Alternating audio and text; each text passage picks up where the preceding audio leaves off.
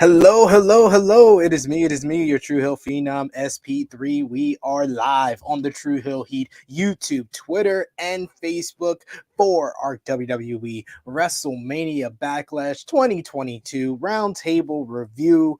I am here with the face and the ace of the True Hill Heat YouTube channel, my right-hand man, Mr. Romeo Anthony Cologne. What's up, everybody? Why do I feel like I lost my voice? I wasn't even screaming last night or anything like that. What's wrong? You probably were screaming well, God damn it, like the clip you always show when a title change happened on this show. So it's okay. It's totally understandable. Welcome everyone, and good morning, good afternoon, good evening, but depending on where you are. We are here to talk about the WWE's latest premium live event from Providence, Rhode Island, WWE WrestleMania Backlash.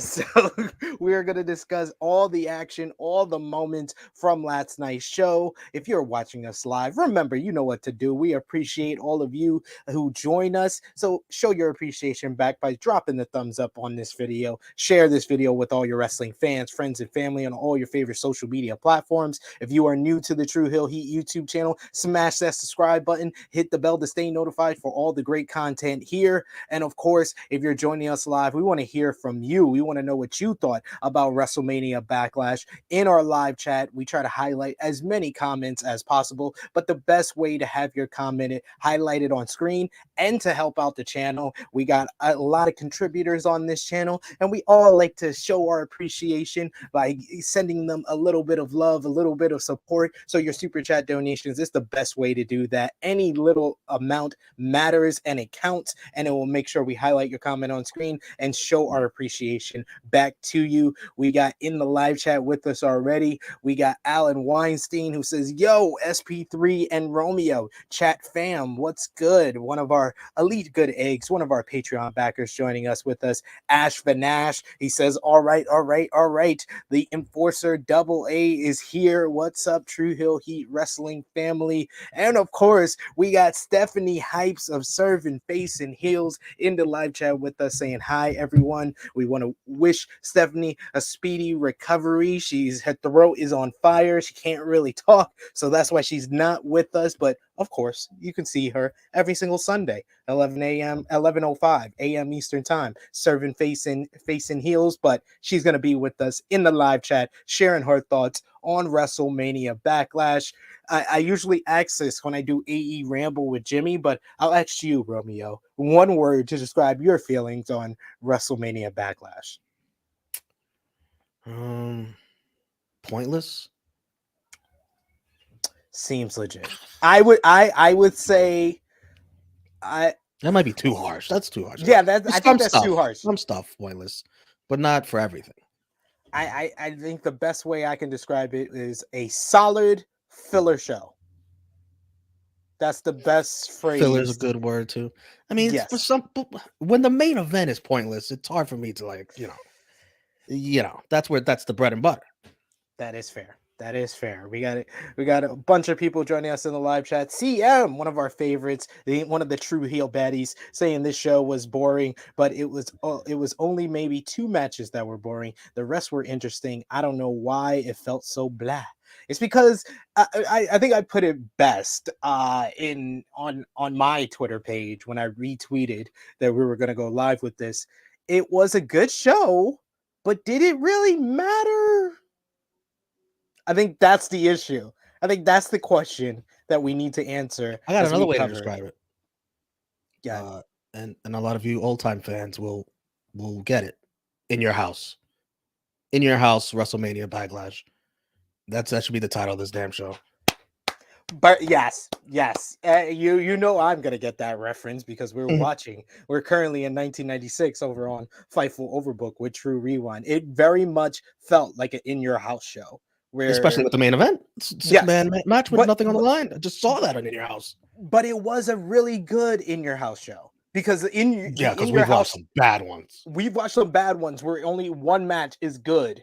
So at least we had multiple good matches, good to great matches. I would say 3 of the matches were great. We'll get into our star ratings as well. But like I said before, we want to hear your comments in the live chat. Keep them coming. We got Stephanie Hypes who says it was better than I thought it would be. Wasn't really excited for it. It was definitely filler. And she also says, honestly, could have done this on Raw. Yes, yes, yes. And Alan Weinstein also adding good matches, but pointless show. And CM says, yep, that's perfect, Romeo. Thank you, So let's get into it. This show took place in Providence, Rhode Island at the Dunkin' Donuts Arena, and it started off hot. What do you think about the crowd by the night? The whole night, the crowd. I thought the crowd was really good during the opener and they basically they were good in places. Like the opener, they were really good in Into the Action. The main event, they were really like you could tell this crowd was there for Roman Reigns. Like they reacted to a lot anything. of crowds now. Yeah, exactly. You better enjoy him while you have him. And they were he ain't really going back to Trenton, New Jersey anymore. We're going to talk about that on this live stream with someone else who is leaving WWE. We're going to talk about that is close to Romeo's heart. We're going to talk about that as well when we get to that match. But what do you like? What do you think about the new WWE Premium Live Event format of nothing happening on the pre-show? The pre-show is literally like the pre-show to a basketball game or a football game, where they're just really just previewing the show. There's no wrestling on the show. You can honestly miss the show, and it's now a little bit more digestible, where you don't feel like you missed anything if you don't watch at 7 p.m. It's way too long to do all that talking. There's no reason to tune in. Like, I know people aren't into the pre-show matches to begin with, but at least one. I don't want to tune in if it's just an hour of talking and that's it. And promos. What I would do is I would make it a 30-minute pre-show. Like at least, at least like only for like the playoffs and like double headers. Do they have an hour pre-show on like basketball or football? It's like very weird. It's very weird. Stephanie kind of echoing what I'm saying. I'm okay with a 30-minute pre-show. I don't need a match. Yeah, I don't need a match if it's a 30-minute pre-show. Right. But if it's an hour pre-show, yeah, it's like way too long. Like Annika says, is there's no point to the pre-show now. Yeah, it's kind of weird, but I don't know. I like it. I like it per se. We got Vicentia Guerrero saying, when Mania Backlash makes the XPW Rebirth card look better, things are bad in WWE. By the way, this from a guy who likes XPW. Only really great was Edge and AJ. I disagree with that, but we will get into it. Let's get into a lot of people who had nothing to do tonight. Last night. Yeah. It's 6-match card. Well, for what it was, the 6 matches, I thought they paced them. I think they all had the right placement. Exactly. This was one of the. I said that WrestleMania, I think night 1 was one of the best paced shows in WWE history, honestly. And I would say this was along the line with WrestleMania 38 night 1, more than WrestleMania 38 night 2, though. I feel like went all over the place. But let's get into that opening matchup like we've been trying to, Romeo, here. It was a rematch from WrestleMania 38 as Cody Rhodes went one-on-one with Seth Rollins. Cody came out. Seth Rollins coming out in his WrestleMania 38 attire, looking like Diana Ross at a church choir. Yeah, I mean, it's an attire. It's great. It's lavishing is the best word I can come up with. Yes, lavishing. See my wife in the back. I don't know. Cody, are you talking about a wrestling show? What are you guys talking about? Are you doing a fashion review? Cody starts off fast by flipping out of a belly to back, but the pop-up cutter is blocked. The two men start trading punches in the corner. Rollins rolls up Cody for a standoff.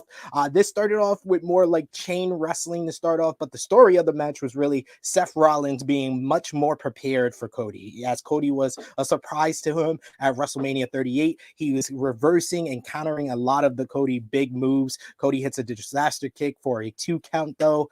Back in the ring, Cody hits the Cody cutter for another 2 count, but Seth starts getting control. He hits a buckle bomb and then hits a frog splash for a 2 count. He goes for the Phoenix Splash, which he only really saves for like the big matches, but Cody rolls out of it. Cody catches him with a super kick that rocks Rollins. He goes up to the top rope, but Seth catches him on the top for a superplex. When he tries for the Falcon Arrow, though, Cody reverses into the crossroads for a 2 count as Seth got his foot on the ropes. They start trading pedigree attempts, and Cody attempting the pedigree got a huge reaction from this crowd. This really woke up the crowd and really got into this matchup. But Seth got cocky down the stretch. He starts snapping off the flip flop and fly, which Cody reverses into a crossroads. When he tries to go for another, Rollins snapmares out of it. Cody looks for the vertebraker, but Seth flips out of that. Rollins goes for the O'Connor roll with the tights, but Cody reverses it and gets the O'Connor roll on his own for the 1-2-3 with a handful of tights in just about 21 minutes. This was nonstop action. Plenty of spots that I missed out on. Seth with a great near fall on the pedigree. Cody with a missed moonsault. These guys really tried to live up to what they did at WrestleMania 38. And I thought that this was a great opener, just an excellent back and forth matchup. I gave this 4.25 stars. So just below what I gave WrestleMania 38, but definitely another great match between these two who have developed just tremendous chemistry together. What did you think, Romeo? By the way, like, did you notice that how long it took to get to the entrances? Like, I think it was like 8 minutes had passed from the opening show video to then their feud recap video. I was like, it's a very long time. Just get to an entrance. Yeah, it's very weird when WWE does this. They've been doing it over like the last year where they have a video package for the first match of the show, and I'm just not used to it. I'm used to like the opening match is the match that you just go into it. You don't need a video package. You can kind of show highlights of the match during the entrances, but they did the long video package, then they did the entrances. So yeah, it was like nearly 10 minutes before we got action on the show. This match was a lot of fun again. A little bit surprised by the result because I was expecting 50-50 booking, but props to WWE not having Cody Rhodes lose here and having him win again. Now the finish, it's not the most decisive finish or cleanest finish at all. Not clean at all. Gives Seth Rollins something to complain about, even though he tried to cheat first. There were a lot of great counters in this match. The sequence before the ending of all those counters, that was really, really good stuff. This is going to lead to a third match, I think. I don't think the rivalry is heated enough to need a sell. They'll have to build up the intensity if that's the direction they want to go next for the third match. For this match, though, you could make an argument that it was better in-ring wise than Mania. But the emotional moment of Cody's return at Mania added so much to that match that I still put that one and want to see that match, more than this one again. But 4.25 stars for me.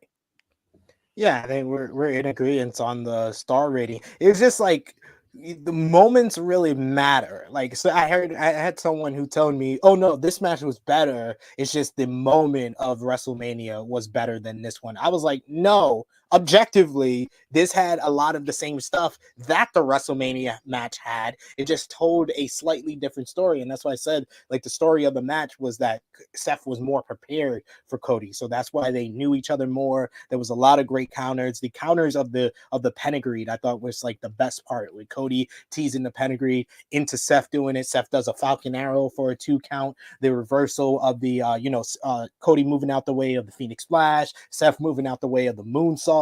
Like, these guys knew each other very well, and this felt like one of those big match counter filled WrestleMania matches that you would have seen, but they just had it in a smaller building. The crowd was into this heavy. They were really behind Seth early with the singing his song and everything, and then into Cody Cody during the matchup. So this had a lot of the stuff that the WrestleMania match had, but it just told a slightly different story. So I'm not saying anyone's wrong if they think this match is better than WrestleMania 38, but I just think objectively, when you add the moment with the quality of the match, WrestleMania 38 was slightly better. If there's a third match, I can see Seth Rollins winning the third match. Like, okay, he wins one match, Cody wins two, but Seth wins the last one. I don't know. I couldn't guarantee you that Cody would win 3 times. I can't guarantee it. What do you think? I mean, I went with Seth here because I thought they would 50-50 book this to set up the third match. But instead of 50-50 booking, they gave Cody kind of cheating to get the victory here, which seeing Cody cheat to win here just made me be like, remember Cody asking, "Oh, why am I getting booed? Why am I getting booed? I'm such a good guy." Yeah, jerk. But I like this version of Cody that is not 100% a white meat babyface, although his promos come across like that. He's more of a babyface that will cheat to one up the heel in situations like this. So I enjoy it. We got Stephanie Hypes in the live chat saying great match of the night for me. She also says I love the pedigree tease from Cody. You know that's going to get the biggest pop possible when he eventually does hit the pedigree. I think in the third match they should just get it done. There you go. Get it done. Yeah, nice storytelling. Get it done on the third match. Let Cody hit the pedigree for probably a near fall. Ash for Nash saying they should just do what they were doing with NXT Takeover with less matches with more in ring time. And I think this was more akin to that. Like the 6-match cards, I do feel are better paced shows. Yes, and my daughter says it was pretty. It was a pretty match. She doesn't want to say hi. I'm shocked. She's playing right now. She's playing with her toys. Eventually she'll probably want to come up. Stephanie saying definitely headed to Hell in a Cell. We got Ash for Nash who says the American Nightmare himself should win the Money in the Bank. We will get to that because there was a teaser for the Money in the Bank pay-per-view that we got to talk about here. We got Ash for Nash who also says True Hill Heat Wrestling family, have y'all watched the scenes from them introducing Stone Cold, Mankind, Triple H, and The Undertaker from Young Rock? That's a comment for a whole different stream, sir. We got Alex who says Cody is the first smart babyface. Yes, he doesn't get fooled by the heel shtick of Seth Rollins. We also got Stephanie who says I don't think so. I think they are establishing that Cody is the guy. Beating your top Raw guy 3 times is showing exactly where they stand. Yeah, I do think that we're ahead. I like I said, I went for Seth in this match, so I thought it would be 1-1 heading into the third match. But now it seems like this booking is all to firmly establish Cody Rhodes as the top babyface in WWE. So 3 wins straight over Seth Rollins is a great way to do that. I agree. I need to see it to believe it because I know WWE. I know them better than they know themselves. So I need to see it to believe it, and I'll give them credit. If Cody wins 3 matches over Seth Rollins, I will give them credit because I can honestly make the argument that he doesn't need 3 wins against Seth Rollins. Seth freaking Rollins, there's no shame in losing to Seth freaking Rollins once. There's no shame as long as he wins the feud. Exactly. That's why I thought they were going, but WWE surprised me. I'll give them credit when they surprised me.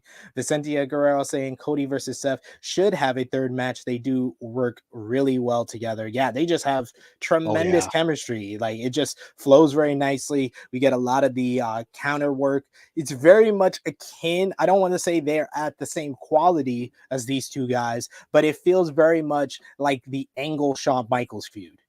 Where it's not about championships. It's just about who's the better wrestler, and they just know each other very well, although they've never faced a one-on-one before WrestleMania 38. Do you agree with me that they need to up the intensity if they're going to have a Hell in a Cell match? Like, do you think we're going to see Seth Rollins snap like we know Seth Rollins can? Seth has to do something if they're going to do a Hell in a Cell match. I would rather, based on the first 2 matches, I would rather them do 2 out of 3 falls at Hell in a Cell. I agree. That should be that, and have Cody win 2 falls to nothing. Oh shit. That would be overkill probably. I think that'd be too much. I think Seth Rollins might have something to say about that. Maybe. But then you could use the cell for something else. Probably Roman related.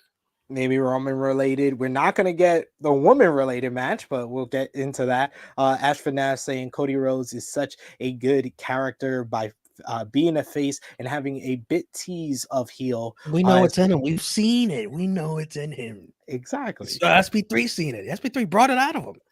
I did. I got flipped off by Cody Rhodes, ladies and gentlemen. Don't forget. Never forget. Will Chisholm says, so Cody's gimmick is what everybody wanted him to do in AEW. Yo, he was springboarding all over the place. He was a luchador. He is. He's bringing that lucha elite. Like, he had too many matches against Penta and Phoenix in AEW. He just brought that over. We got Alex who says it was a great match, but I didn't like seeing Seth lose again. I don't think Seth Rollins lost anything though by losing here. If anything, it'll bring more fire out of him that he lost that way, because that's the way Seth Rollins, he gets wins like that. But to be fair, I hope that they give him some wins on Monday Night Raw, because he didn't wrestle a one-on-one matchup. He hasn't wrestled a one-on-one matchup outside of WrestleMania 38 and this show. And if you remember, going into WrestleMania 38, he lost to Kevin Owens. He lost to AJ Styles. Like, this is a lot of losses in a row for one of your top guys. I think tonight on Raw, the Raw after WrestleMania Backlash, is going to be important to see what they do with Seth Rollins here, how they take, what direction they take this character in this feud, if it's still going to go. Very true. We got Stephanie who says we all have our doubts with WWE sticking to their guns. Yeah, it's very reasonable doubts and pessimism when it comes to WWE. It's totally understandable and valid. And can we talk about the Money in the Bank stuff now, since we're talking about Cody Rhodes anyway, and he relates to it? True. Yes. Let's talk about this Money in the Bank promo that they did. One last comment. Annika says, yeah, let Seth drive the point that I fulfilled your dad's legacy more than you have, Cody. I would love that. And that kind of follows up with the promo they did on Raw. And I saw the Broken Skull sessions with Cody Rhodes. Like, he's talking about, it's a battle of Dusty's kids, Dusty's kid in NXT versus Dusty's actual kid. And Cody wants to show Seth, oh, don't forget about Dusty's actual kid. I can bring it too. There you go. But yes, let's talk about that Money in the Bank promo they did. They had a Money in the Bank promo with Cody Rhodes in Alliance Stadium in Las Vegas, talking about the importance of the Money in the Bank, and he teases that the winner of Money in the Bank may potentially main event WrestleMania. And this is the first time that they've ever really blatantly said this, that the winner of Money in the Bank will go to WrestleMania. So a lot of people are thinking that they are kind of changing or revising the rules of Money in the Bank now that it is one of their stadium shows. You can now call it the Big Five pay-per-view, or maybe Money in the Bank is a bigger pay-per-view than Survivor Series, to be honest. But it's not even close. That's a totally different topic for a totally different stream. Money in the Bank, what do you think about the wording of that promo that they did with Cody? It's so weird. The wording is just, it makes you think, yes, they are going to change the briefcase rules. And I think they're doing it to sell tickets for that show. It's a stadium show now. I think they're trying to make it feel more important, even though I think it's already important. You're getting a world title shot. I think you could leave it at that. I'm like, so what are they going to do with the Royal Rumble then? I know WWE. They're like, well, we'll worry about that in January. Fuck it, we'll find something for the Royal Rumble to mean. Like, they're like, we got 2 nights of WrestleMania, brother. Doesn't one night is for the Money in the Bank winner, the other night is for the Royal Rumble winner. True. That is true, though. That is true. You're gonna get 2. I could see it. I didn't think about that, but you're right. I could see it. I think that's what it is. Now that you put it like that, I don't think that wording was a mistake with what Cody said in that thing. Like, they had time to think that out. They know what they're doing with that, and I think it's exactly what it means. I don't think it's for the chance to main event. Oh, if you want to wait till WrestleMania, you can. I don't think so. I think it's legit. You're going to WrestleMania. That would be very, very interesting, very different. I'm gonna wait and see what they're gonna do with that one. But do you think it's that? Do you think it's that, and then the Royal Rumble will mean another night? If this is the case, and it's not just them trying to booster up Money in the Bank to kind of get a few more ticket sales, yeah, I would say that they are probably going to have Cody win Money in the Bank and say that he's going to cash in the main event of WrestleMania. Night one. Night one, yes. Or night two. Night one, and he's I would gonna want night then two. night two, Roman versus Rock. The Rock Roman's wins the Royal defending. Rumble. No, yes, absolutely. The Let's Rock's go. gonna come in If you smile. and win the men's Royal Rumble. And Roman Reigns, because Roman Reigns is the biggest star they possibly have, he's made eventing 2 straight nights of WrestleMania. He's going to defend the WWE title on night 1, and he's going to defend the Universal Championship on night 2. But they haven't presented the titles like that, like they're separate. He hasn't defended the titles, to be fair. Right, you're right. So we'll see how that goes. We shall see. That would be, if you had those 2 nights, you're set. That's money. That's money to me. I mean, I always wanted when we did the review for WrestleMania, I said Cody wins Money in the Bank in Alliance Stadium, and then he calls his shot and says he's gonna main event SummerSlam against Roman for the undisputed Universal Championship. But if he's gonna call his shot and say WrestleMania, I ain't mad at him. No one's ever done that. That's something new with the Money in the Bank of calling your shot for the biggest show of the year. I won't mind that because I think you could have more fun telling a longer story from April to April instead of April to, the end of July, SummerSlam. Cody's path shouldn't be that easy, that quick. And that's a big statement for, anyone who's coming from AEW. We had the news over the weekend that people who are interested in going from AEW to WWE have been told to wait to 2024. If you see over the last year what they do with Cody and he main events WrestleMania, if I'm someone like a MJF, I'm gonna like, I'm interested in that. And especially because Vince is going to give you more money than Tony will. It's like a win-win. Like if I get the Cody Rhodes treatment and I get the bigger check than what I'm going to get in All Elite Wrestling, it's a smart move for WWE long term. We got DJ Eric who says, why not do Cody versus Seth in a Texas bull rope match? I mean, if they tease that, if we get any type of story to that, I wouldn't mind. Because neither guy's from Texas. Yeah, exactly. I wouldn't mind that because that is his dad's like stipulation. But I mean, I've never been excited about a Texas bull rope match in my life, though. And WWE either. Yeah.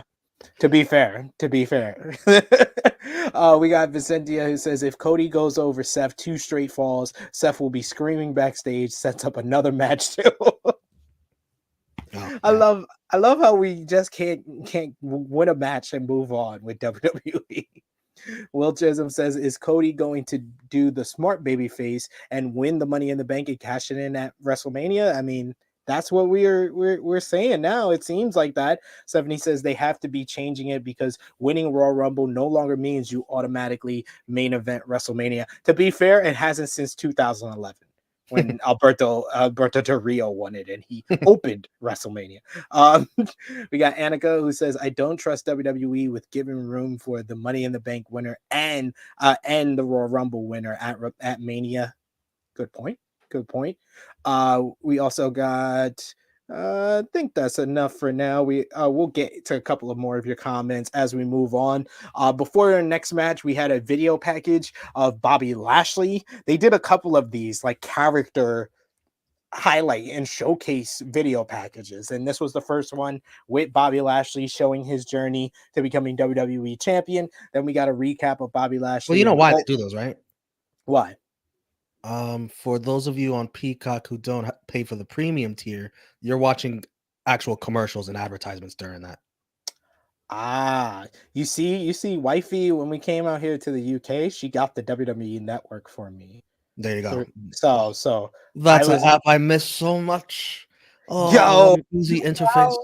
Dude, because we still need to record this week's True Rewind, so we're pulling back the curtain a little bit. Yo, you know how smooth it was watching that? Oh, easy search, yeah. Find it instantly. Beautiful stuff. And we have a VPN back at home for certain other stuff, but I hadn't been using the VPN for WWE Network. It was like opening up a game like a PS2. Like if you got a PS2 today, it's like that bit of nostalgia that's just like, oh man, I can't wait to play Crash Bandicoot and stuff. That's how it felt opening up the WWE Network here. NBC Universal, which has so much more money than WWE, can make a better app. It's crazy. Sad but true. We get a recap of the Bobby Lashley versus Omos feud, with Lashley beating him at WrestleMania, but now Omos has MVP and with a guy to make him extra dangerous. And then we got the match. So Lashley comes out slugging, knocks Omos up against the ropes, but an MVP distraction lets Omos get in a cheap shot. We get slow beating down as Lashley is knocked into the corner, allowing Omos the chance to make various noises. Lashley is knocked down again, allowing MVP to ask if Lashley is regretting his life choices. A choke slows down Omos a bit, it's Lashley tying Omos into the ropes, hammering away on him with Omos tied up. Lashley goes after MVP, but he has to stop for Omos grabbing and gripping his milk dud head. We get a downward spiral on Omos by Lashley. He goes for the hurt lock, but he backs him into the corner. Lashley is driven up against the corner repeatedly, and then Lashley manages to hit a spine buster on Omos. He goes for the spear, but is cut off with a knee from Omos as he's in the near the ring post. He gets thrown into the ring post by Omos, and MVP hits him in the throat with the cane, and then Omos hits the tree slam to get the victory. This went nearly 9 minutes, but it felt like an hour. This was not as good as WrestleMania for me.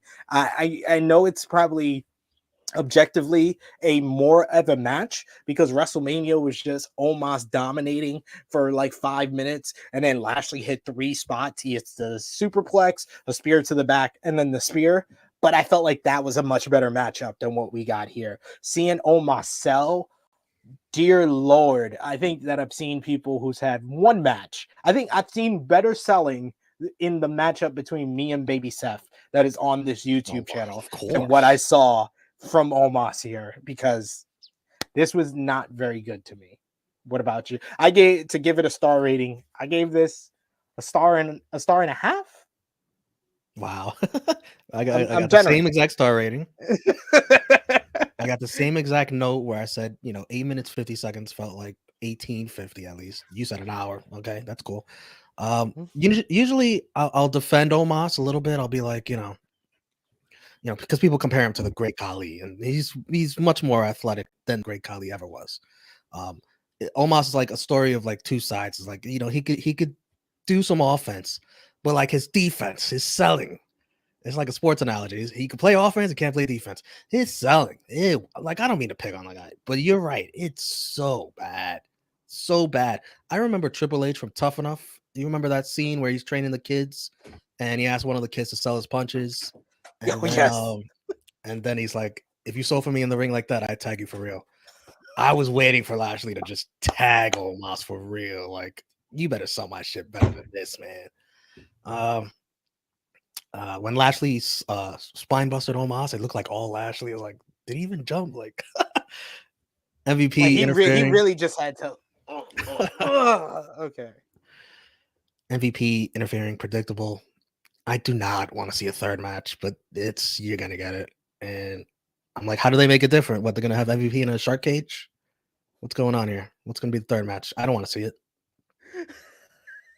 MVP in the shark cage. You booked it. You just booked it for us, ladies and gentlemen. You heard it here first. Yeah, this was not good. Like, and we know the feud is not over because it's now 1-1. Yeah. So yeah, I mean, a couple more stickers like this, and they'll give up on Omos. They don't have the proven patience for this. No, they don't. They don't. They will move on very quickly. And I feel like when you see him outside of the company, he shows 100% more charisma than he does when he's in WWE. Don't do it. If Vince hears that Omos can rap, you're not gonna get the Nigerian giant. You're gonna get the rapping giant. What do you think about the new Nigerian giant nickname? I feel like he's the Green Giant, is what, if anything. Green is goose shit. The Green Giant. We got Ashford Nash who says this match was such a wet dream for Vince. Yeah, he loves this stuff. He does love this stuff. Vicentia says Omos selling by yelling Lex Luger in Lex Luger in WCW, but with less talent than Lex had. Damn, that's saying something. That's saying a lot, ladies and gentlemen. You know what's hilarious is that Omos, I was gonna say he should be in NXT. He was in NXT. They didn't use him. He was all house show loops. And then we had the reports when Malcolm Bivens, aka Stokely Hathaway, got released. It was like, oh, they offered him to manage Omos, and then he said no, they didn't, because he would have done that. He was working with Omos when they were doing the NXT loops, the Florida loops. Well, listen, Hathaway could talk for Omos. He still can't wrestle for him. This is true. This is also true, ladies and gentlemen. Don't get it twisted. Vicentia saying shocking. Omos can lift his leg for a boot off the ropes. He has that over Great Khali. So true. There's that. Next, we had another WrestleMania 38 rematch. We get a recap of Edge versus AJ Styles. Edge beat him at WrestleMania with help from Damian Priest, but Priest is barred from ringside here, and Styles has a bad arm after the attack by Judgment Day in his locker room 2 weeks ago. Styles is another one that starts off this one fast. He knocks Edge to the floor. Immediately, I was like, this is a much better start than WrestleMania. I'll give them that. I love how they didn't start with a collar elbow. Thank you. Like if this is a real feud, this is how it should start. Yeah, we should get the hockey fight, fists flying, and it was a personal feud going into WrestleMania, so it didn't make sense to collar and elbow tie it. But we get the drop kick through the ropes by Styles. AJ hits a moonsault. I say a moonsault to the floor. That was beautiful. It was. I didn't think AJ still had that in him. Like he doesn't pull out the tope con hilo like he used to do too many times now. So it's nice when he shows off his athleticism like this. But the phenomenal forearm is cut off with a big boot by Edge. Edge sends him into the post and starts working over the arm, which really becomes the story of this matchup. AJ scores with a Pele, though. We get stereo cross bodies and gives both men a double down. A belly to black face plant by AJ for a 2 count, but Edge goes up only to get Hurricane Rana back down. Fireman's carry backbreaker onto the knee. It gets a 2 count for AJ, and then he goes for the calf crusher, but Edge breaks out of it by slamming his head into the mat. AJ is smart enough to put it back on, though. This time Edge goes to the rope for the actual break. He loads up for the spear, but he hits an exposed turnbuckle that he exposed himself, so that was a bad Get what move. you deserve. The second spear attempt connects for a 2 count, but AJ is back up, and because of the arm, he was like doing different moves in different ways. So he set up the Styles Clash by dropping Edge on the top rope, and then did the Styles Clash that way, but couldn't, because of the arm, he couldn't get the traditional pin out of the Styles Clash, so he only gets a close 2 count. The phenomenal forearm is loaded up, but here is Damian Priest, who says he's not at ringside, he's in the aisle. He points at the line. I guess there's a line that represents ringside now, and meaning that he's fine. And commentary even points out it's a lame technicality. Finn Balor comes from behind and attacks Priest. They go into the ring where he puts down Priest with punches. This distracts the referee long enough that someone in a mask with thick thighs pulls AJ down from the ropes on his bad arm. This allows Edge to get on a crossface into a sleeper hold, still in the crossface position, for a referee stoppage victory for the Rated R Superstar in about 15 and a half minutes. I thought that this was actually better than their WrestleMania match in a way. I thought it told a better story. We had the visual of AJ's bad arm and a story that they built up going into the matchup, so it made sense for Edge to have control the way he did. But this was a little bit more back and forth than the WrestleMania match felt for me, and I felt like the near falls felt more dramatic. And this feels like more like a feud, more than Seth and Cody, that needs the Hell in a Cell, because now twice Edge has gotten the victory due to help from Judgment Day members. Post-match, though, the masked person gets in the ring, kneels to Edge, and unmasked as it is Rhea Ripley in new black dark hair. She has joined the dark side of Judgment Day. Wasn't surprising and definitely not a bad thing. And I would say this was the most noteworthy moment of the entire show. This was something that progressed the story in a way. And I think that was something that we all kind of saw going in. I know there were some people who thought it would be Tommaso Ciampa here. There was even some people who thought it would be Finn Balor, which I thought was stupid. I thought it was stupid Thank if goodness it's not. WWE. Yeah, I thought it would be so stupid. It would just be a swerve for swerve stakes. Like, why would you do the whole Finn Balor making the stage for AJ and not do the Bullet Club leaders as a tag team against Edge and Priest? That just seemed very stupid and very rush story. So anyone who thought that, yes, I don't think any idea is stupid, but that would have been stupid. I'm just saying. But but I think this was the right move. This is great for Rhea Ripley. This makes her feel like an even bigger heel on the Raw roster. And we got teases of Rhea Ripley versus Bianca Belair on Monday Night Raw during the six woman tag, but that feels like the biggest women's match that the Raw roster can give now. And I think that the more heat and the more time that she's with Judgment Day is only going to help her before that big matchup with Bianca Belair. So I loved it. I really enjoyed this match. I think I gave the WrestleMania match 3 3/4.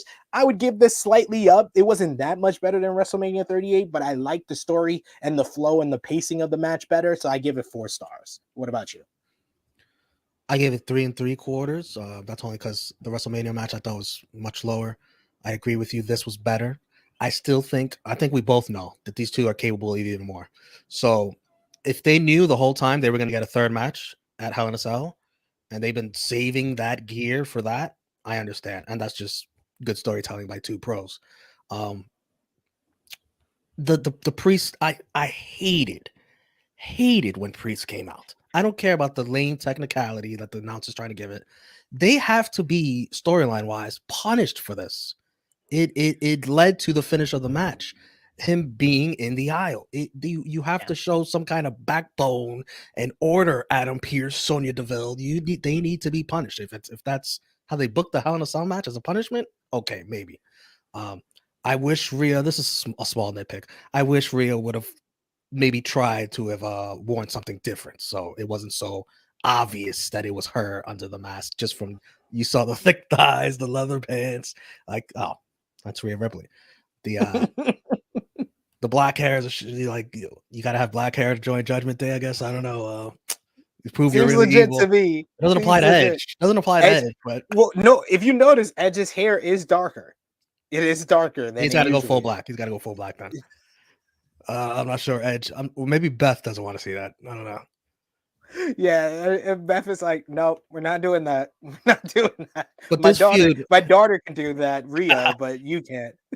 This feud has definitely reached the point where it is a blood feud, and Hell in a Cell is called for Hell in a Cell. It's not just ironic timing that it's Hell in a Cell. It needs it now. And after the great Hell in a Cell match that Edge and Seth Rollins had at what was it, Crown Jewel last year, or Sweet Saudi Money, I think it was 6.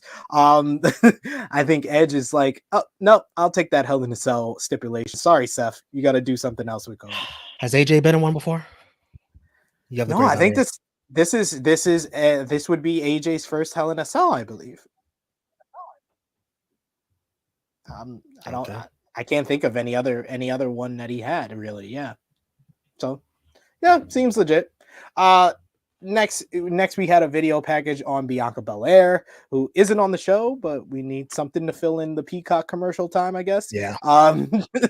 We recap Charlotte versus Ronda Rousey for Charlotte's SmackDown Women's title. Charlotte beat her via some shenanigans at WrestleMania, so now it's an I Quit match. Rousey continues to It got a little bit more heat behind it on SmackDown this past week with the pull apart brawl, but this feud has not, it's not getting rave reviews around the world, to say the least. But when the bell rang for this matchup, you felt the intensity that they started on SmackDown here. Charlotte, what a rope! Amazing as usual.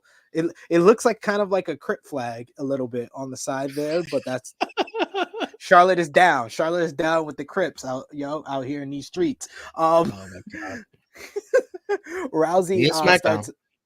Yep, Rousey starts off hot, needs her down to start, goes with some judo throws, staying on the arm. A clothesline gets Charlotte out of trouble, and she escapes the Piper's Pit. Charlotte hits a nasty German suplex early with Rousey landing on her head. Like you literally saw the referee go talk to Rousey to make sure she was all right. We get some trash talking that lets Rousey get in a posting, and she whips Charlotte into the timekeepers area. Charlotte is back out with a big boot when Rousey grabs the microphone, looking to make her say "I quit." And then we get some kendo sticks, because there's always kendo sticks when Rousey and Flair are around.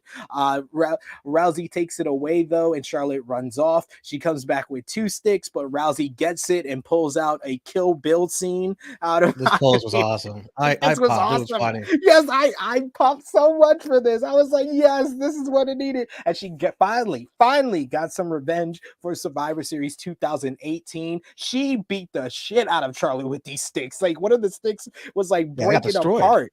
Oh my god, I was like, this is great.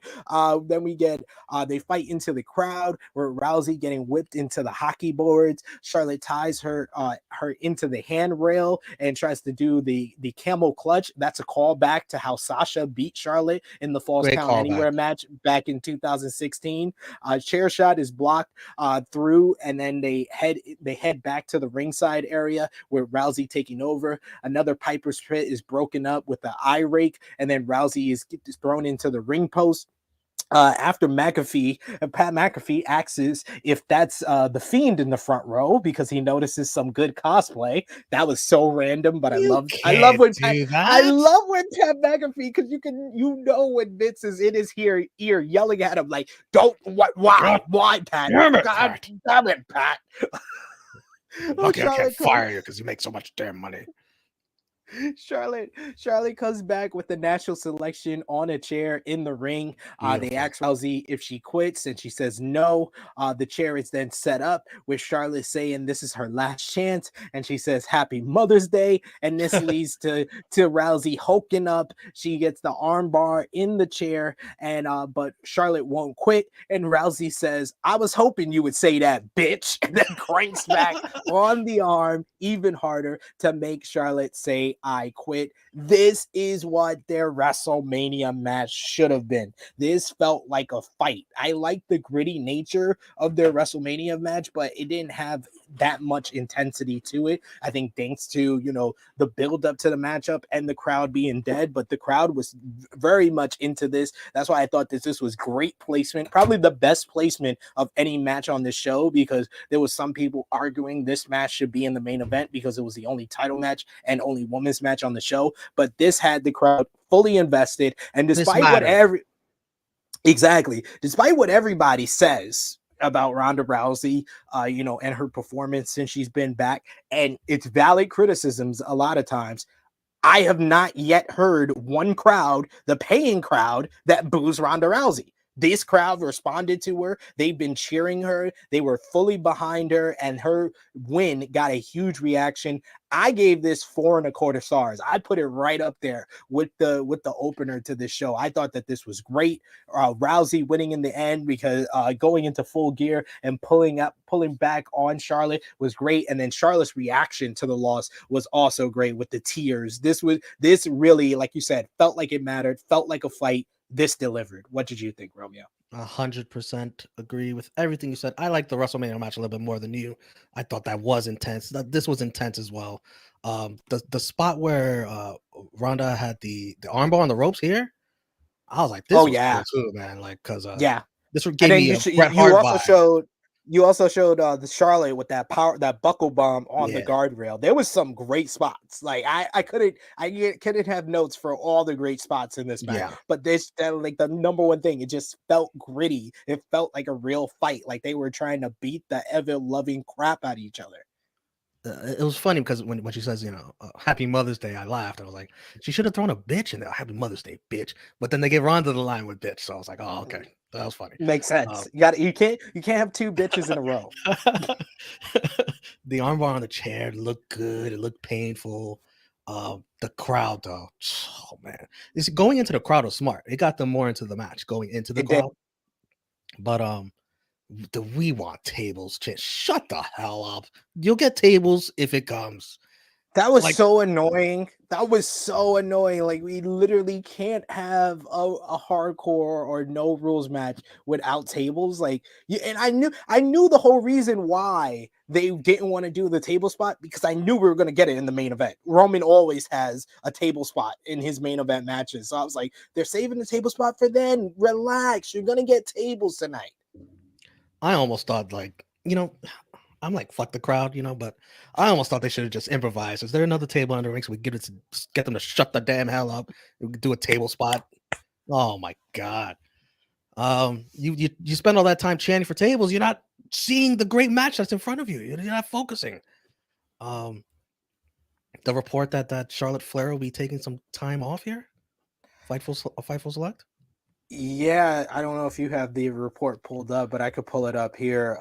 So yeah, it was reported after the pay-per-view WrestleMania Backlash. There was an update from Fightful Select on Charlotte Flair, saying that Fightful was told that WWE Creative was told Charlotte would be taking a little time off, and a kayfabe injury angle was set up for WrestleMania Backlash. It was announced later on in the show that Ronda Rousey had broken she had a fractured radius, which Pat McAfee explained to us is a broken arm. Basically Ronda paying off with the teases that she said ahead of the pay-per-view, and then on the show we were told, Fightful was told that if Charlotte's absence is to start immediately or how long it's supposed to last isn't confirmed just yet. But then Dave Meltzer on Wrestling Observer Radio, he said that basically it's for Charlotte to get married to Andrade. So this also explains why Andrade took that loss in the casket match and why we haven't seen him. He wasn't involved. He's not involved in the Owen Hart Foundation men's tournament. He hasn't been seen since the casket match. I think that was his write-off as well. He was put in the casket and now he's written off. So both of them have been written off from their respective companies because they're getting married, which Charlotte said in the past in an interview this summer, but we're still in May. We got a whole month and change before the summer starts, but I guess they got to prepare for their wedding. And then it seems like Charlotte might be out for a few months because you would think after the wedding, they got to go on their honeymoon and stuff. So what do you think, Romeo? I was hoping she'd be back in time for Money in the Bank, but probably not, I guess, if she's talking about the summer. At least SummerSlam. I want her to be on these stadium shows. But, she's, earned the time off. Congrats to Charlotte. Congrats to Andrade. Enjoy, have fun, have plenty of sex. Don't make any babies, though. Don't make any babies. Not yet. We got to get back on the road to 14 here. The road to 14. You can't become a 16-time world champion unless you lose it 15 times. The broken arm injury write-off, it does add to Ronda, that she did that storyline wise. Makes the armbar even more dangerous than it already is. I don't mind. I like that. I wonder what Ronda does in the meantime. We can discuss that. Hopefully not Lacey Evans. Man, we already got one of those comments here. We got what I want? Simon Joe that says now we getting Ronda and Lacey. I think so because that smack. Did you hear them on SmackDown when the ring announcer announced Lacey? She was like, Lacey Evans demands that you stand up and give her a round of applause for what she's been through. And then she came out. I was like, you did 5 weeks of telling her story about how her dad sucks and how everybody in her life has been addicted to something just to turn her heel. Bro, you know what I want to see? You know what I want to see? It's right there in front of them. It's right there in front of them. All you got to do is look at your roster. Shayna Baszler, Ronda Rousey. Thank you. I heat up Shayna very quickly, but yeah. I've been asking for this feud for literally since Ronda Rousey was introduced on the WWE because it just seemed like the most obvious route to go. Yeah, it writes itself. And even though they didn't make a big deal of it, we've seen it on television before WrestleMania. Who was she training with in the ring when they interviewed her on the Go Home show? She was training with Shayna Baszler. They released videos of them on social media. Like, it writes itself, WWE. Like, just after Shayna and Natalya lose to Sasha and Naomi Naomi this week. You have Shayna beat down Natalya, and then next week on the following week on SmackDown, you have Shayna versus Natalya, and you have Shayna just beat the crap out of Natalya and not stop, and then Ronda comes out for the save. So then you can do a natural transition to Natalya turns babyface. You get the connection between Natalya and Ronda again. And there's multiple places to go from there, and then it sets up Shayna and Ronda. I come on, it's right there in front of you. Do it. I mean, geez. And I see some comments in the chat, speculating Bailey, but I think that's risky. That is risky as hell. You like on Ronda booed.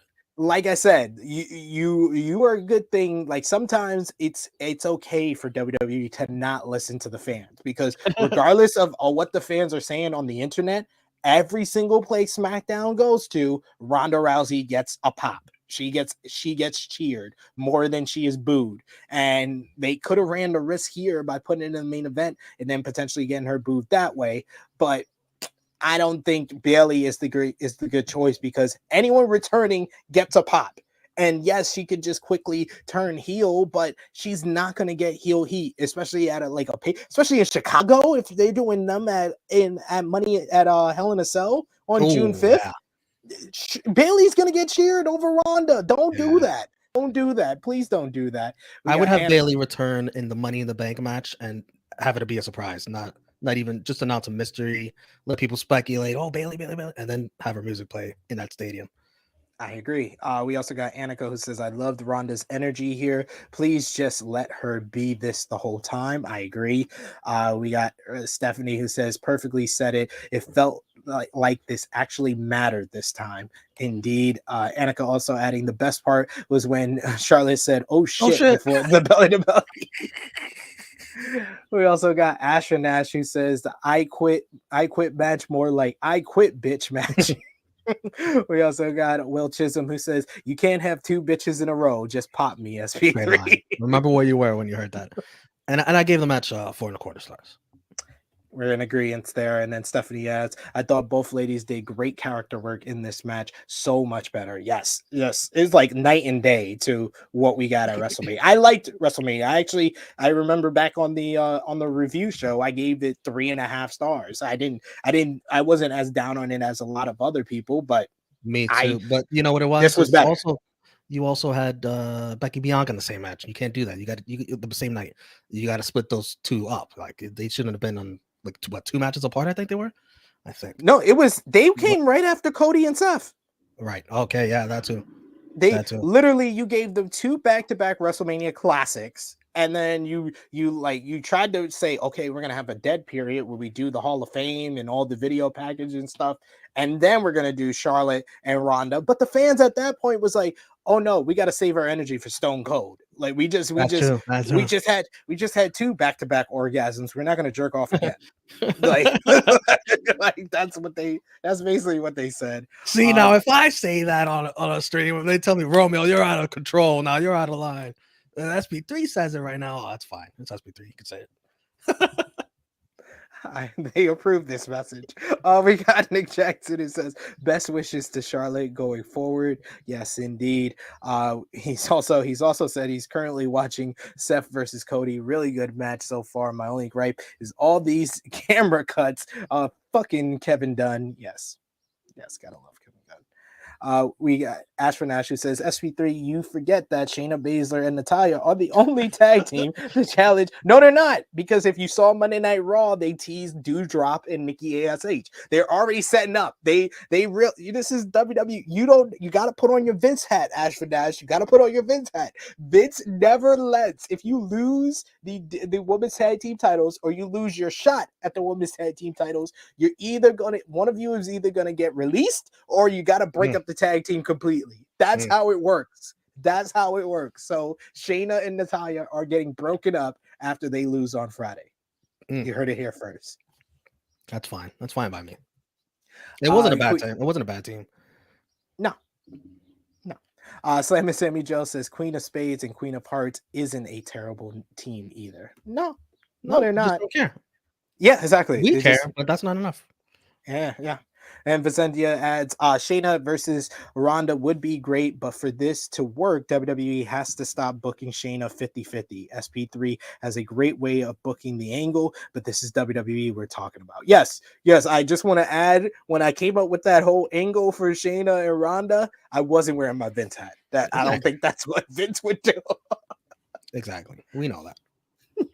But we got to go to the final two matches on this card, and I did not care about this one, so it had the perfect spot, the dead spot of the show, which is right before the main event. Usually, we get a recap of Madcap Moss versus Happy Corbin after losing to Drew McIntyre at WrestleMania. Corbin blamed Moss, which split up the team. Then Corbin stole Moss's Andre the Giant Memorial Battle Royal trophy, and then Moss got it back by using a sledgehammer, and that segued into our matchup here. They start off fast with Moss hammering away and yelling about jokes to Corbin. Hip toss drops Corbin again, but he sends Moss out on to the ring apron. We get Moss comes back into the ring, and Corbin hits a nice looking fall away slam. He then hits the deep six for a 2 count. The punchline is broken up and countered into a belly to back slam. We get Corbin does the underneath the ropes clothesline for another 2 count. Moss, no. When he comes back inside for the after the underneath the ropes for the clothesline, Moss ducks. He runs the ropes very fast like he usually does, and then hits a sunset flip for the pin in just under 10 minutes. I don't remember the last time I saw somebody with a basic sunset flip get a victory, so that was a little surprising there, but I was also surprised this wasn't 50-50 booked, because yeah, I thought that Corbin was winning this 100%. I did not think Moss was going to win here, but so it's good that Madcap Moss won, but I would say outside of Omos and Lashley, this was the weakest match of the night. I gave it 2 stars, though. I'll give it 2 stars. You're so I'll be generous. I'll be more generous than I was to Omos and Lashley. I will not be. 1 star for me. 9 minutes, 50 seconds felt like 20 minutes. Don't care. I don't see what everyone else sees in Madcap Moss as long as he's still looking this goofy. He looks like a goofball out there. A little surprised by the result in the fact that it's a sunset flip. Like, not really all that feud ending. This is going to continue, isn't it? I always knew this was going to continue after this show. Like, I just accepted that even before I watched the show. So, yeah, it's got to continue, ladies and gentlemen. Madcap Moss. He just needs to get rid of the suspenders, get rid of the shorts, and just be Riddick Moss again. Why can't he be Riddick Moss? Why? Maybe, but that'll give him a chance. But I could see myself still not caring. We'll see. This is also true. Quick, one last reminder, this last call for super chat donations. Sending those super chats helps out the channel a lot as we get into the main event on the show. We got a recap of RK Bro and Drew McIntyre versus the Bloodline. Of course, the original match was RK Bro versus the Usos to unify the tag team titles, but then McIntyre and Roman Reigns got involved to make it a 6-man, which is, I guess, more interesting to WWE. We get the nice big entrances, superstar entrances for RK McBro, as well as the Bloodline. Orton starts off with Jimmy in this match, and then Riddle comes in with the assisted floating bro, but Jimmy sends him into the corner to take over.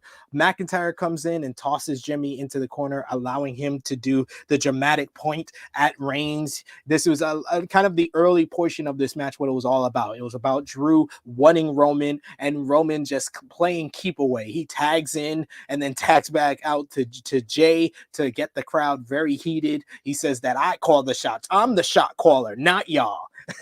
Great stuff. Great. I love Roman talking his crap. It's always the best. It's back to Riddle, who gets taken into the corner as the Usos start the beating. With Riddle down, now Roman Reigns comes in and is willing to come in, starting a slow beating before Jimmy comes back in. Orton gets a super kick off the apron, so Riddle is alone a bit more. Riddle finally gets in a shot to the face, and the Usos are knocked down, allowing the double tag to McIntyre and Reigns, which got a really good reaction from the fans. McIntyre wins the slugfest, the little hockey fight with him and Roman. He hits a belly to belly suplex, setting up the jumping neck breaker. The Usos come in for a distraction, though, so it's Reigns knocking McIntyre down with the Superman punch. Reigns stops to pose with the titles, but this leads to McIntyre coming in with a Claymore out of nowhere, and then the hot tag brings in Orton to start cleaning house. Orton got the biggest reaction of the whole entire night. And we'll talk about this as I finish up wrapping up this match, because this made me feel like the bigger match is not Drew versus Roman. It's something else now. Orton starts cleaning house with RKOs. He hits one to Roman as he goes for the spear in a great spot of the matchup. Jay needs to save Jimmy from the RKO pinfall, though, to make it a 2 count. Jay super kicks McIntyre to cut off the Claymore and drags Jimmy over to the corner in a smart move. Double tag into Jay and Riddle as they start going at it. The floating ball gets a 2 on Jay, who is right back up and hits a pop-up neck breaker for a 2 count as well. Everything breaks down at ringside as McIntyre loads up the announce table, only to get rock bottom through the table by Roman Reigns. Riddle takes out Jimmy and Reigns with a dive, and then Jay is there with a suicide dive to Riddle. Back in, Jay and Riddle. Yo, I thought he was gonna get RKO'd here, man. that looked like the setup too. That did look like the setup. That would have been great. Back in the ring, Jay and Riddle kick each other. Riddle hits a big knee, earning a nice bit of applause as everyone's down. Jay goes up to the top rope, but gets pulled down into a super RKO by Riddle. But as he's getting taken down with the RKO off the top rope, Roman Reigns tags Jay's foot. He comes in and hits the spear on Riddle to give the Bloodline the victory in 22.5 minutes. This just felt like a rapid fire house show style, like PWG style 6-man tag. This was just great stuff. A very good main event that just had the crowd invested the whole time. There was big moves, a lot of action. But like I said, it felt also like a house show main event, because it really didn't matter, especially with the fact that the Bloodline got the victory here. It's just like, wait, who's next for Roman Reigns coming out of this? Because Drew McIntyre lost, Randy Orton lost. That seems like his biggest 2 matches he can have now, but they just lost to them in a 6-man tag. So that's the only bad feeling coming out, but I can't say anything bad about the match itself. It was a great match. It felt kind of like, in a way, Canadian Stampede with that main event with the Hart Foundation versus Austin, Shamrock, the Legion of Doom, and Goldust, where it's like your top faction against some of your top baby faces, but at least that finish set up Owen versus Austin. There was no setup here with Roman beating Riddle. Like, at least they probably should have done one of the Usos beating Riddle and Orton, so that resets up the title unification match. But instead, Roman stands tall. What do you think, Romeo? And there's a big difference between the crowds for Canadian Stampede and this one. Like, they were into this match, obviously, but that crowd was like unlike anything we've seen, really. True. You're right with the great comparisons. Like, because what's the difference between this match and a house show main event or a dark match after all on SmackDown? Probably the length. This was longer. Listen, everybody worked their ass off. And you expect that out of these guys. They worked their asses off. They delivered in ring. It's just, you got teased that this main event was going to be a tag title unification, Usos, RK Bro, and they take it away from you and just forget you to be all right and just expect you to be all right with it. And, you'll forget about that was the match we originally teased. You'll forget. You'll look past the fact that there's no stakes here, even though we promised there were going to be stakes, and just deal with it. No, I'm not going to deal with it. Like, in reality, the Bloodline should have all the gold right now. If the Bloodline were gonna win, why not just it would have made the result more predictable, but at least there would have been stakes if you would have put all the titles on the line.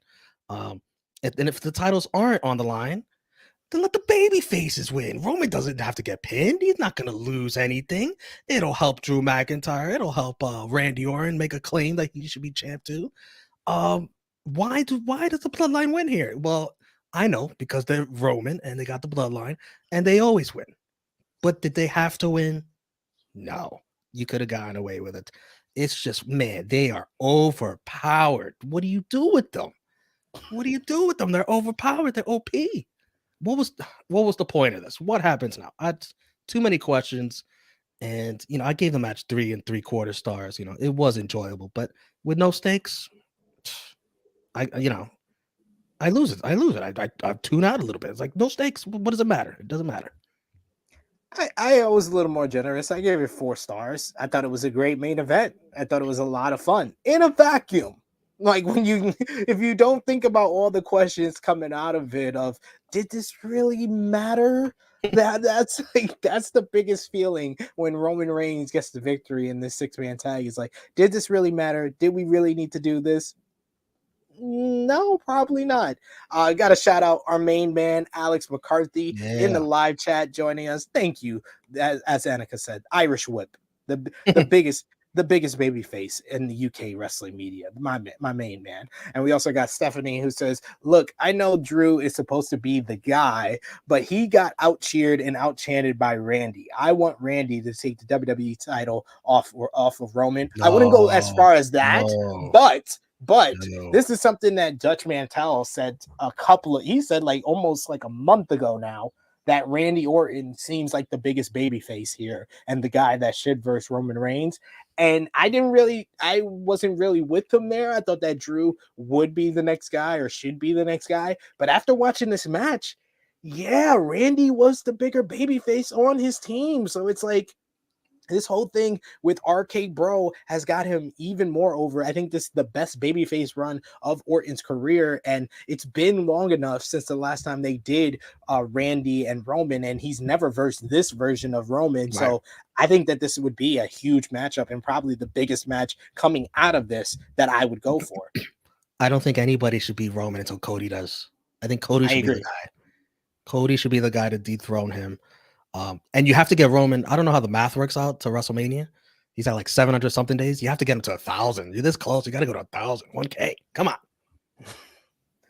We also got Alex pointing out, yeah, he's agreeing with Romeo here. No reason to not have all the belts on the line here. Yeah, if they were gonna win, it should have just been like, even if you don't want to like promote it ahead of time because you don't want the ending to be predictable, announce it on the pre-show. Be like, oh, this just in from WWE officials. You do this crap all the time. This just in from the WWE officials. They wanted to make this main event even bigger, and all the titles are on the line. That's what it should have been.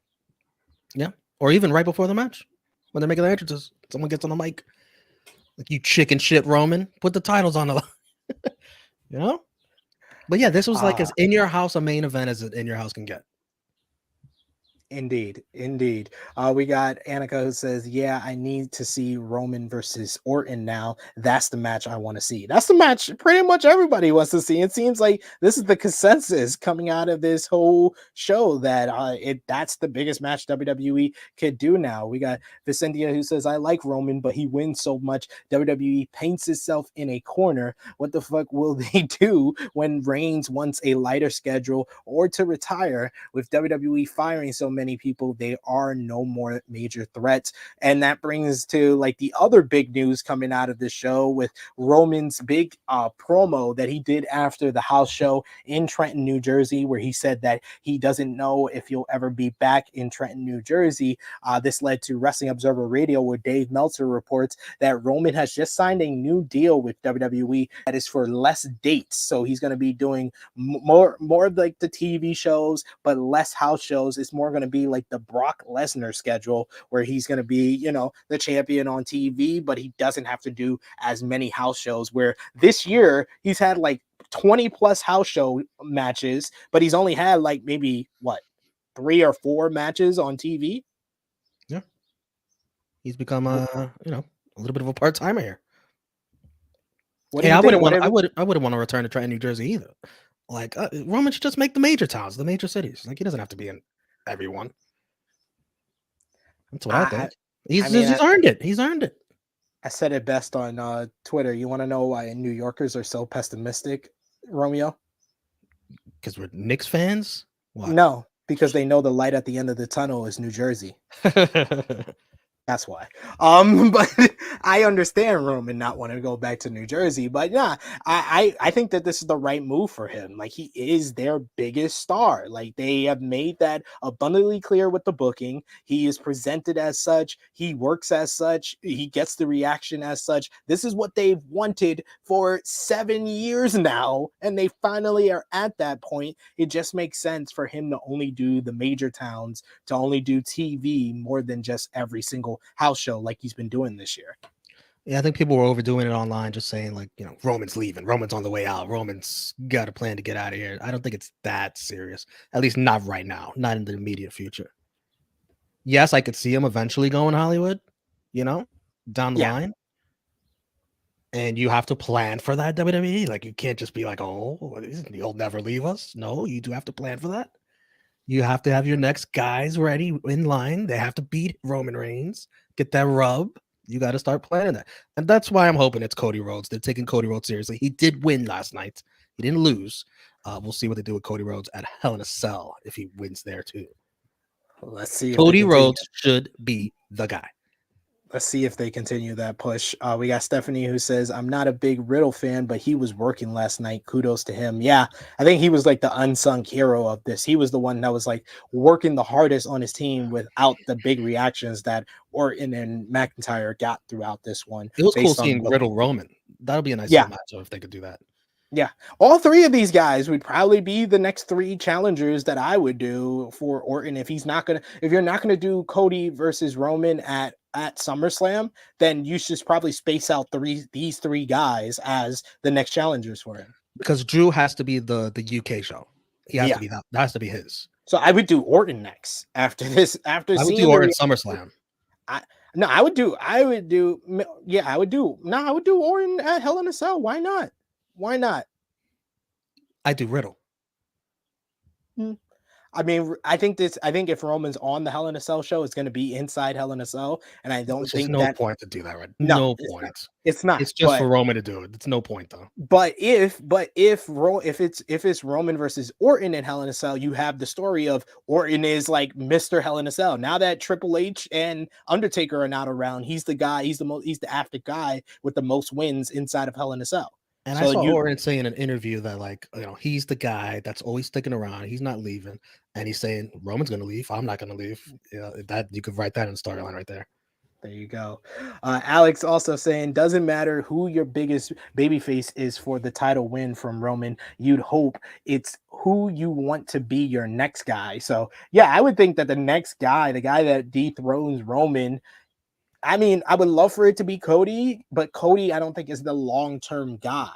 I think the long-term guy is someone like a Braun Breaker or a Gable Steveson. That's the long-term guy. That's if you put your Vince hat on. Gable Steveson, we still don't know what he is. That's a little risk. We have much more knowledge about Braun Breaker, who still needs a lot more seasoning, especially in ring. It'd have to be those two. Would you maybe consider Austin Theory in that group as far as Vince hat on? I mean, if you have your Vince hat on, yeah, because he thinks he's the next John Cena when he's much more the next Randy Orton. Like, by far, he's much more akin to Randy Orton than John Cena. I don't know how he is, behind the scenes. Maybe he has that John Cena. I mean, we know he was involved in the speaking out movement, so that's another reason why he's more of the next Randy Orton than John Cena. Vicentia, that is very Randy Orton. Vicentia says, "What the fuck does WWE do once Roman wants a lighter schedule or retires? Time to stop firing so many and build a serious challenger." I think that's the main thing that out of this pay-per-view of like why it didn't matter, because none of the guys, even Cody, who got a win, it didn't feel like that was a win to set him up as the next challenger. And you had, Drew and Orton didn't take the pinfall here, but it's more because of the reaction Orton got more than their booking of why he seems like the next guy who should go against Roman. As long as he doesn't win. Cody has to be the guy. Can't be Randy Orton. What does Randy need the rub for? Slammy Joe says, I'm fine with Cody winning the title from Orton. That'll be fun. That would be fun. Or the reverse. Orton winning the title from Cody. Alex says Roman was the one that told the Usos to go get the belts, but then him being in the match is why they couldn't. Surely he'd be mad about that. It makes no Does it? sense. That still does not make any sense. It Here we never are 2 will. weeks later. It never will make sense. Stephanie says Cody needs to go on a roller coaster ride to this title. Randy beats Roman. Cody beats Randy for the WWE title. No, I'm sorry. You will not make No. that. That will never make any sense to me, ladies and That's such gentlemen. a It will like never. huge notch in your resume to knock off Rome. What does Randy need that for? He doesn't need that. Oh my Cody, you God. make Cody. This is a nice little comment here. Hanukkah says, side note, what is this Roman song that Romeo said SP3 wrote for Roman in 2017? You've been spreading rumors We about me. mentioned that. We mentioned that in the watch along last night. Do you know when you sing to Roman Reigns' a theme? Yeah, that was back when he Do it had one. the old Do it thing. one time for them. One more. Roman, Roman, Roman, the big dog, Roman, Roman, Roman. He's so strong, Roman, Roman, Roman, the big dog, Roman, Roman, Roman. It's his yard. It's so annoying. What a troll. This is why, me and SP3, we disagreed on Roman. You rub it in singing that crap. That was the best. That was the best song to sing, especially when I was going to live events. Best Yeah, song. you used to really Best. annoy people with that. Simon Sammy Joe says Cody versus Randy for the Winged Eagle sounds like a Mania match to me. There you Yeah, go. I See, think I definitely think Cody's. If you watch that Stone Cold interview, Cody wants to bring back that wing belt so bad. Now, of course, this guy's going to be non-biased. yes, You know, exactly. I was like drunk guy JJ. I was like, will you stop? Will you stop? And Ashwin says, so SP3, you should do a song now with the current theme for Roman. It was very hard. I tried it when we went to Survivor Series with Johnny, me and baby Seth. We just like Roman, Roman, Roman, Roman, Roman, Roman, Roman, Roman, Roman, Roman, Roman, Roman, Roman, Roman, Roman, it's Roman, Roman. it's hard. This new theme's got too much piano. It's hard. It's hard to It's write a too, song to that. Have it's Alicia Keys too write it out. exactly. The tribal chief. It has to have tribal chief lyrics in it for sure. Yes, yes. The head of the table. All right. Yes, my tribal chief. Yes, my tribal chief. Yes, my tribal chief. Yes, Every yes, lyric has my to be that. tribal chief. All right, Romeo, let's put our thumbs in the middle for last night's pay-per-view, WWE WrestleMania Backlash 2022 in 3, 2, 1. Thumbs in the middle for Romeo. Thumbs up from me. I'm gonna go 7.5 out of 10. I would say Man. the wrestling on this show over delivered and made it a very solid filler show. What about you, Romeo? Man, I'm gonna sound like a negative Nancy, but I'll give it like a 4.8. It was like a in your house. Cody Seth, Ronda Charlotte, watch those. The Rhea turn is newsworthy. AJ Edge, I still think they could go in another gear. You're gonna want to watch the third match more than the second match. Everything else, it's the main event. It just really takes the air out of me. It's just like it means nothing. That's why, even though it was a good match, it doesn't factor into my rating because do you want to see it again? Probably not. Like, did it mean anything in history? No, it didn't. So that's why I got such a low rating for it. If that match had stakes, this would get a much higher rating. And Annika adds, "Oh my gosh, I'll super chat y'all tonight for that." Thank If you you. saw that for the first time ever, then bless your heart. Bless your heart. Bless your heart. I've had to deal with that for years. Years. I was listening to that crap. Roman. What was your match of the night? Cody Seth. Cody Seth. Yeah, I'm gonna go with Cody Seth. I really want to give it to Ronda and Charlotte because they overexceeded. I expected this from Cody and Seth. I didn't really expect that level from Ronda and Charlotte, but yeah, I'm going match of the night. Okay. F it. I don't care. F it. Co-match of the night. Cody. No. I'll give it to Cody and Seth for match of the night because my MVP That's what is I'm doing. Rowdy Ronda Rousey for winning the SmackDown Women's Championship, for having her best match since probably Survivor Series 2018. That's been that long. Like, this is her best match since the last time she went against Charlotte Flair at Survivor Series 2018. So I'll give it to Ronda Rousey for MVP. Who you got? I'll give them both MVP. Charlotte and Ronda for taking a cold feud that a lot of people did not care about and making it matter with this one match, making everything matter, putting a bow on it, a respectable bow. Obviously, this could be resumed sometime later when Charlotte returns, but for now, a nice bow on it. We got Ninja Mortis says, sounds like middle, haven't even been pirating WWE lately, but I'm about to get back on the Impact train, maybe New Japan Pro Wrestling too. And we also got Professor Chris. He says, I could have missed last night's show and my life would have been exactly the same. But thank you for joining us, though. We appreciate that, Yeah, that was Professor fun. Chris. Who's your LVP, Romeo? Just because the selling was so bad, Omos. Yeah, I'm gonna have to go with Even though he won. I'll go with Cole LVP, Omos, and Happy Corbin. Like, he's looked like an absolute chump. He looked like a chump on SmackDown with Madcap coming down and making all the corny jokes in front of his face, and then he lost here. Oh man, like, they used to protect Happy Corbin. Now he's just jobbing to Madcap Moss. Corbin hasn't been entertaining since he became happy. Honestly, it's true. They should have milked that out longer. So true.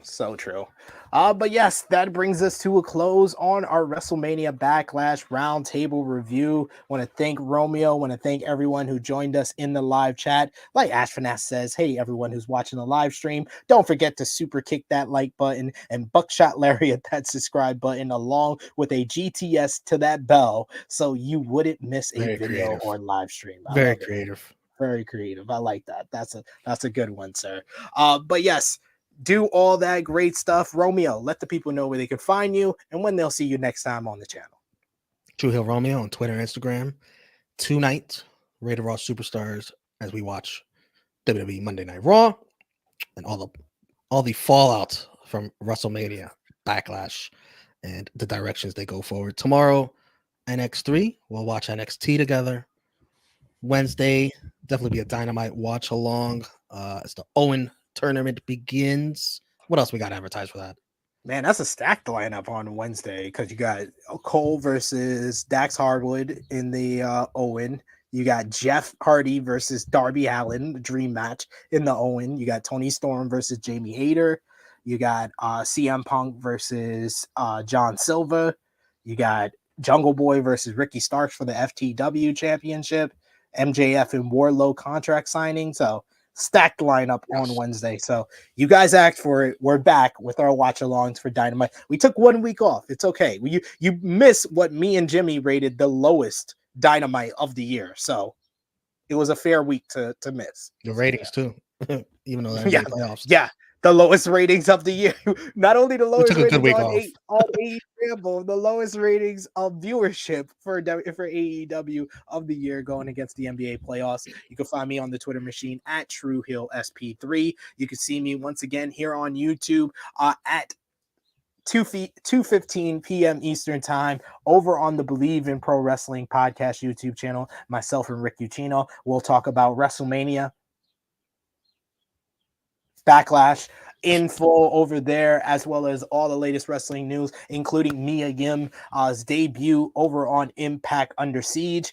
One question I wanted to ask you before we wrap things up, Romeo. Better show because you watched along with both of them. Impact Under Siege or WrestleMania Backlash?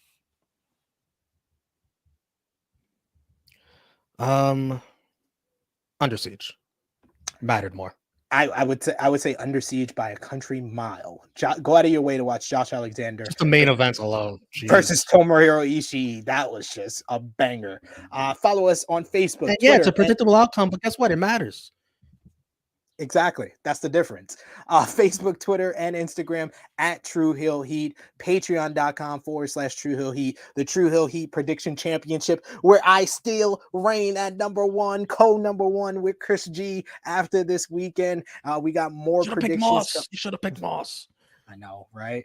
More predictions coming up this weekend for New Japan Pro Wrestling Capital Collision. I'll be back here on the YouTube channel on Thursday at 1:05 p.m. Eastern Time with Jimmy Macaram for the most honest AEW Dynamite review in the land, AE Ramble, as well as Saturday True Hill Heat 175, which I'll announce it here for all of you people joining us live. We'll have special guests from Wrestle Talk Podcast YouTube channel, Set E, Niang Yi, the man, the myth, the legend. He will be joining myself and Miss Chrissy Love this Saturday, 11:05 a.m. Eastern Time. So join us live over there. And Asher Nash asked me to plug in your Wrestle Talk Podcast gig. Yes, Wednesday at 2 p.m. Eastern Time, 7 p.m. UK, over on the Wrestle Talk Podcast YouTube channel. Myself and Sat reviewing NXT 2.0.